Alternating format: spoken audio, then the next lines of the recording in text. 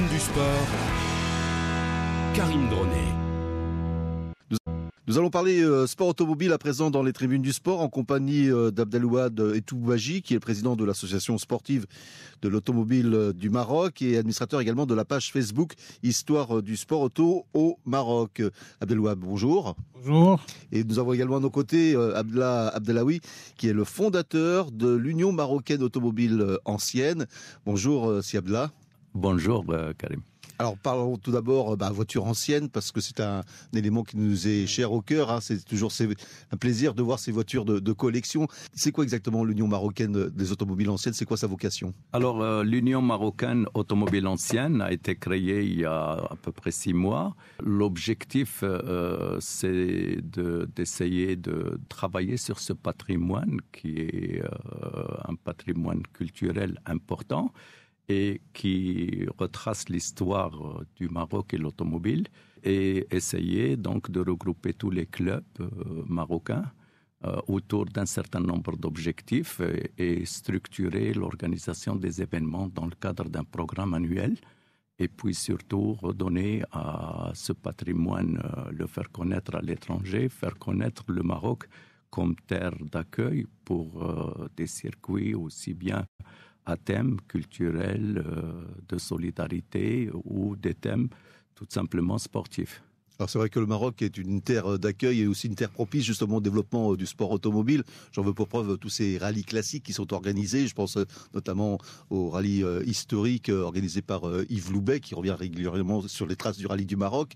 Aujourd'hui justement, le sport automobile marocain avec des voitures anciennes, quelle est sa place dans le cadre de l'Union marocaine automobile ancienne? Oui, mon ami Toubaji peut parler mieux que moi de l'histoire du sport automobile. En ce qui concerne l'Union, notre première action était justement de revenir sur ces pages d'histoire glorieuse du sport automobile au Maroc.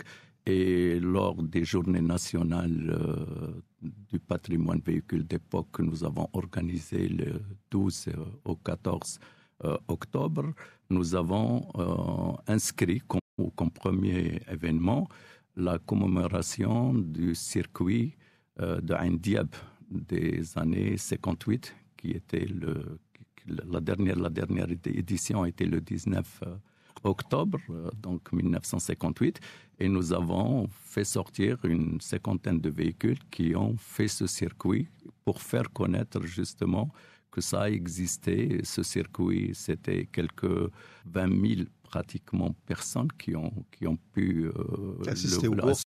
C'est quelque chose de très très important. Le départ a été donné par Mohamed V et c'était la dernière édition suite à un accident fâcheux. Oui, où on a perdu l'un des grands pilotes anglais. Exactement, ça a été un petit peu le coup de grâce pour ce circuit qui fonctionnait plutôt bien. Il y avait aussi de grands noms du sport automobile qui étaient venus au Maroc. Je pense, si Abdelouad Etoubaji, notamment à Juan Manuel Fangio, qui était venu au Maroc, l'Argentin. Oui, il est venu, mais c'était en 58. Il y a aussi Stirling Moss. Donc cette année-là, en 58, c'était un peu la couronne. C'était un circuit décisif parce que à l'issue de cette course, on allait connaître le champion du monde.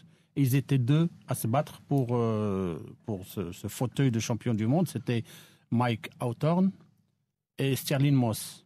Donc pour Mike, c'était la tâche était facile parce que terminer deuxième pouvait lui permettre d'être champion du monde. Et c'est ce qu'il a fait. Il a juste assuré. Donc il a engagé un pilote pour qu'il aille chercher Stirling Moss, c'est-à-dire le suivre et le pousser à la faute ou même le doubler, chose qu'ils n'ont pas réussi à le faire parce que Stirling Moss a été en tête du premier au dernier tour. Mike a tout essayé et ils n'ont jamais réussi à le doubler. Mais Hawthorne, lui, il a été très intelligent. Lui, il n'a pas pris de risque, il est resté derrière, donc il n'a jamais essayé de doubler Stirling Moss. Oui, c'était un grand monsieur aussi, Stirling Moss. Stirling Moss, c'est pas n'importe qui. Oui, voilà. Donc, et cette année-là, surtout, ce qui est bien, c'est que on a pu, si on voit les annales du sport automobile dans le monde, le seul pilote marocain à avoir participé à un Grand Prix de Formule 1, c'est André Gelfi. Donc le Maroc a été le premier pays africain et arabe à avoir organisé un Grand Prix de Formule 1, alors que l'Afrique du Sud, c'est presque 30 ans après, ils l'ont organisé. Et voilà, c'est tout. Donc Et en pays arabe, il a fallu attendre presque 60 ans pour qu'aux Émirats et au Qatar, dans d'autres pays, on a réussi à l'organiser. Donc, Alors c'est vrai qu'on est aujourd'hui presque à 60 ans d'histoire du sport automobile au Maroc. Il s'en est passé des choses en 60 ans, j'imagine. mais déjà, le sport automobile, c'est un siècle. Parce que la première course a eu lieu en 1912. C'est un rallye qui partait de Casablanca à Rabat. Et les voitures mettaient 5 heures pour faire cette route. Hein. C'est une Panhard qui avait gagné. Donc, et c'était un peu le début du sport automobile au Maroc.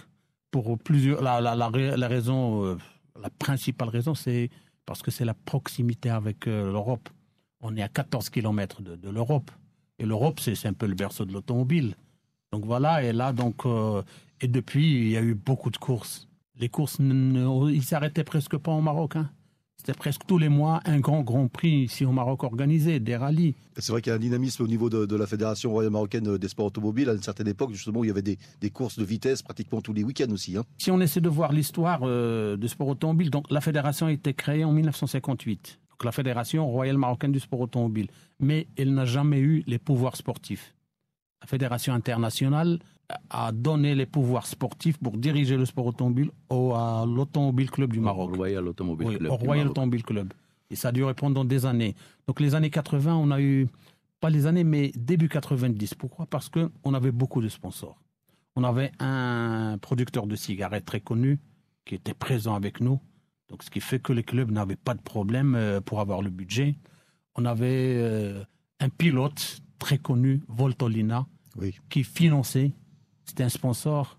On avait Snoussi, qui était par la suite président de la Fédé, lui aussi, qui donnait des subventions à chaque organisation. Et là, je me rappelle d'une année, on avait organisé le championnat sur 16 épreuves, ce qui fait que sur le plan budgétaire, c'était difficile pour les pilotes de poursuivre, pour le matériel aussi, parce que 16 circuits dans l'année, c'est beaucoup. Alors que dans d'autres championnats, hein, une dizaine d'épreuves, c'était beaucoup. Donc c'est vrai qu'aujourd'hui, c'est un petit peu le nerf de la guerre, hein, le financement justement d'une course, ça revient assez cher, le sport automobile, ce qui explique peut-être aujourd'hui qu'on a moins de pilotes sur les circuits de vitesse. Les voitures maintenant c'est la course à l'armement.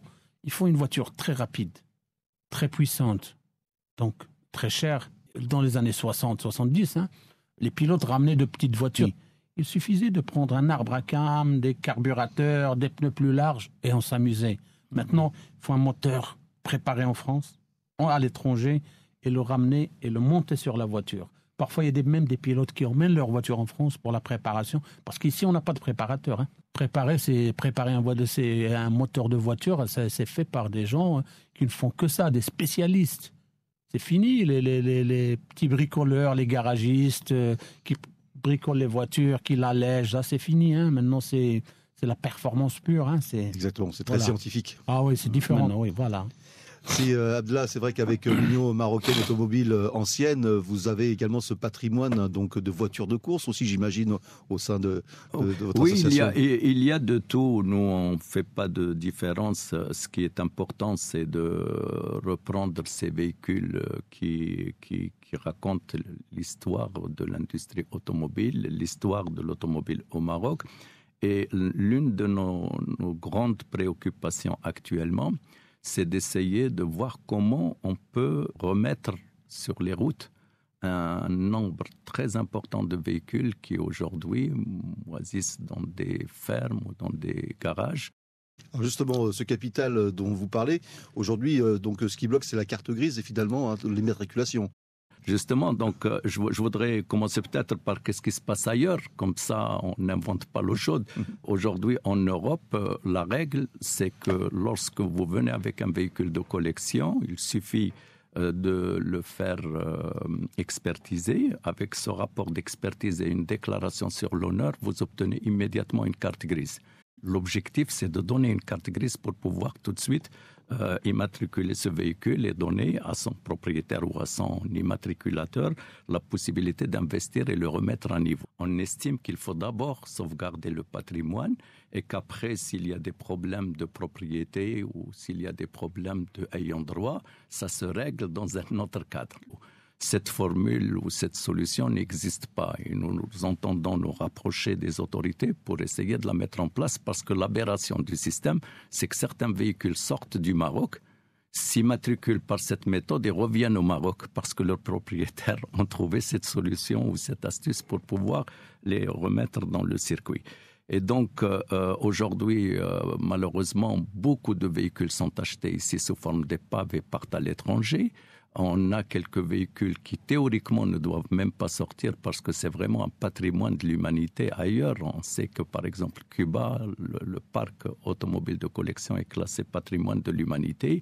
L'UNESCO travaille sur le sujet. C'est des musées ambulants. C'est vraiment un patrimoine assez intéressant.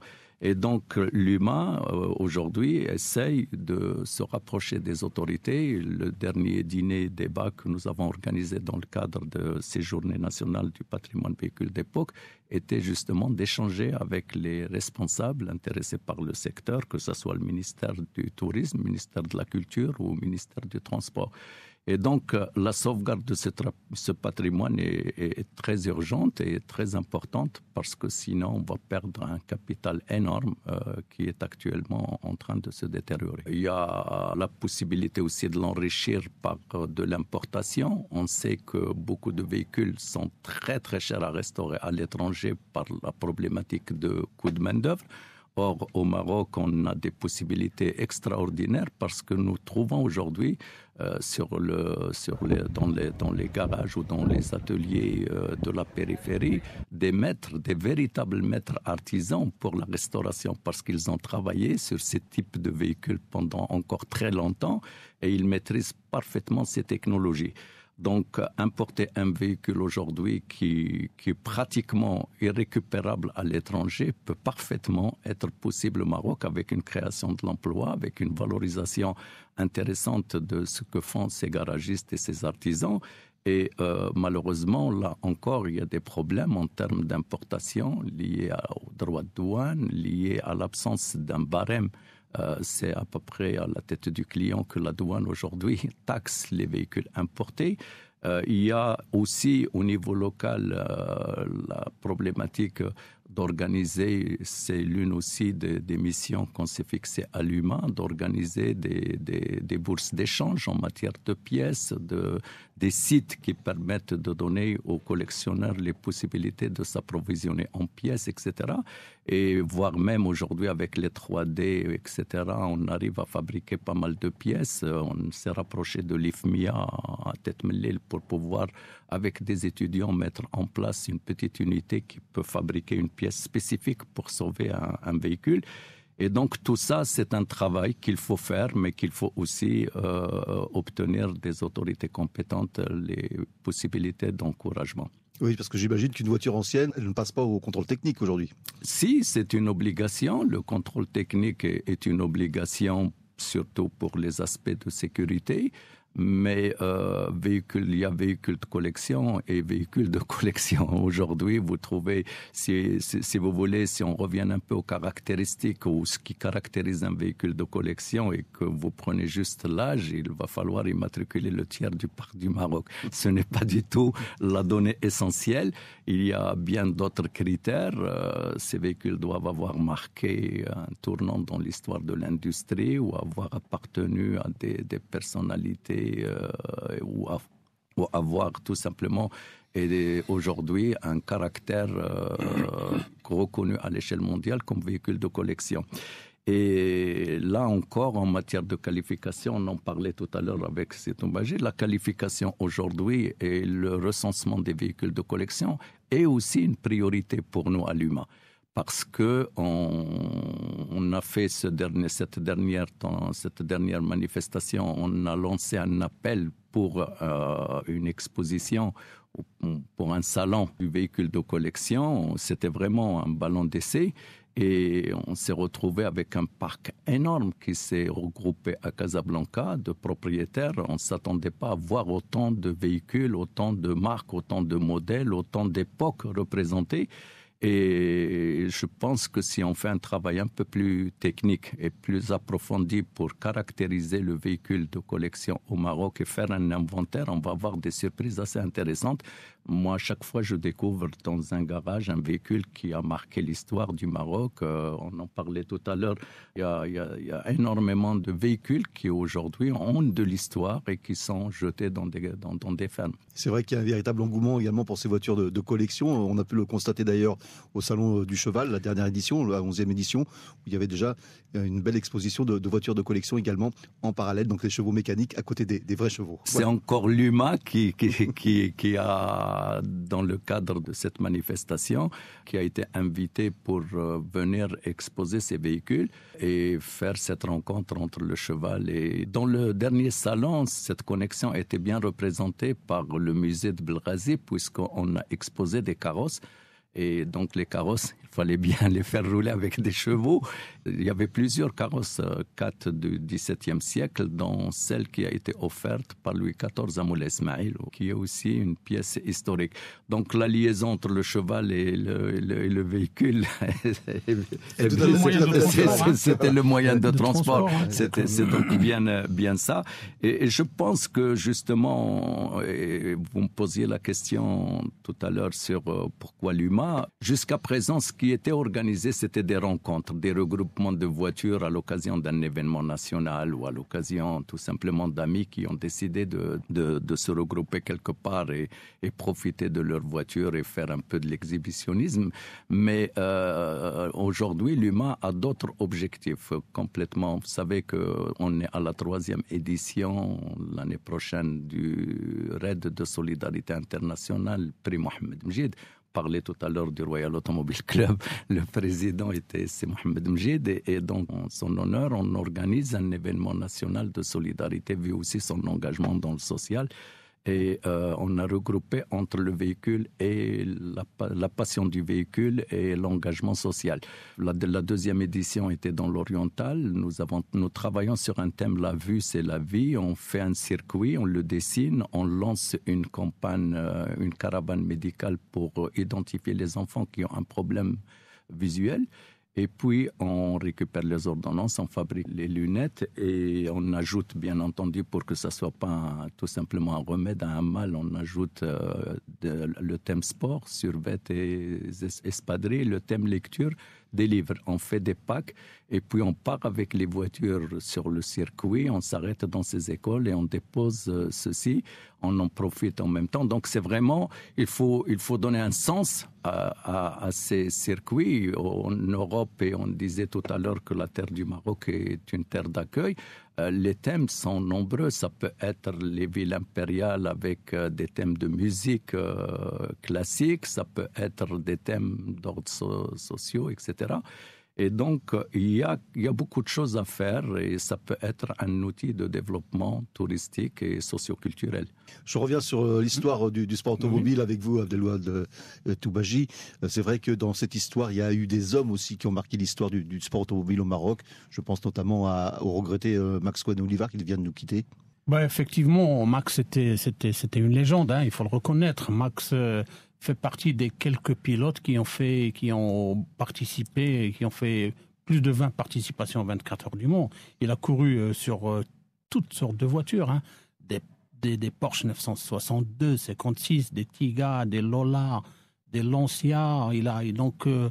C'est quelqu'un qui a vraiment profité de sa vie et de sa passion, hein, jusqu'au bout. Hein. Jusqu'au bout, c'était un grand pilote, il faut le reconnaître. Donc, il y a eu d'autres grands pilotes dans l'histoire du sport automobile marocain.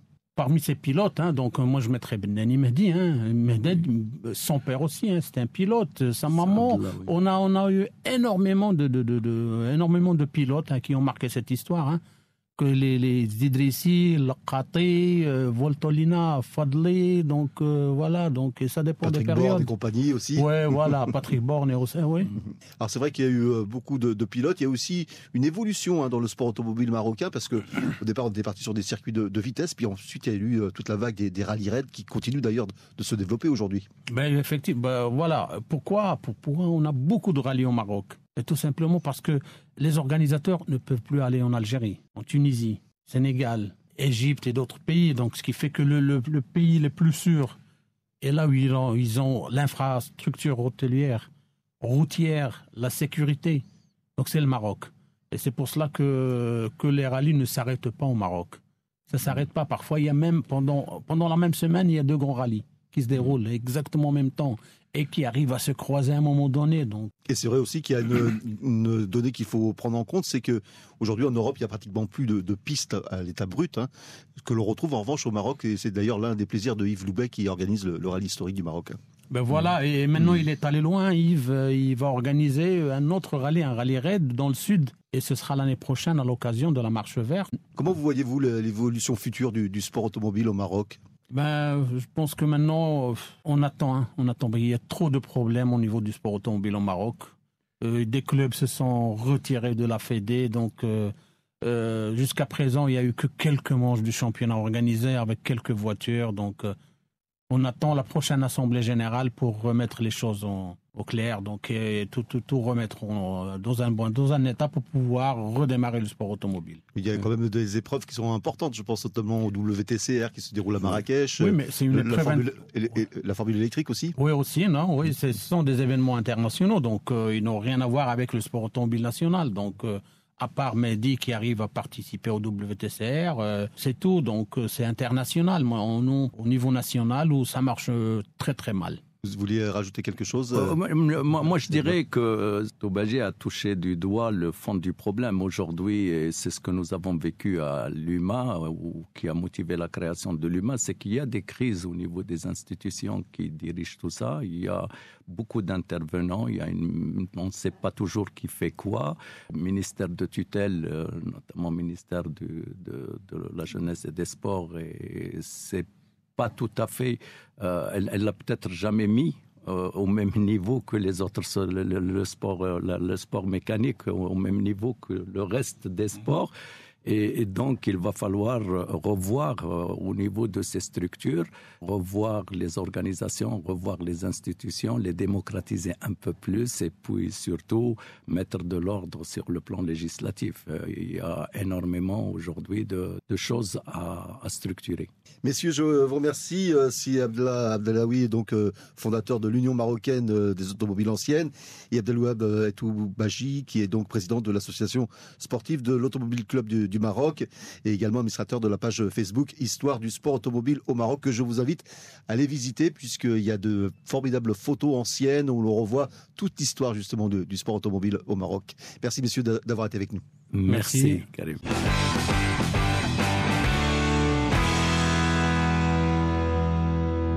Voilà, c'est avec ce spécial sport automobile et voitures de collection que s'achève ce numéro 217 des Tribunes du Sport.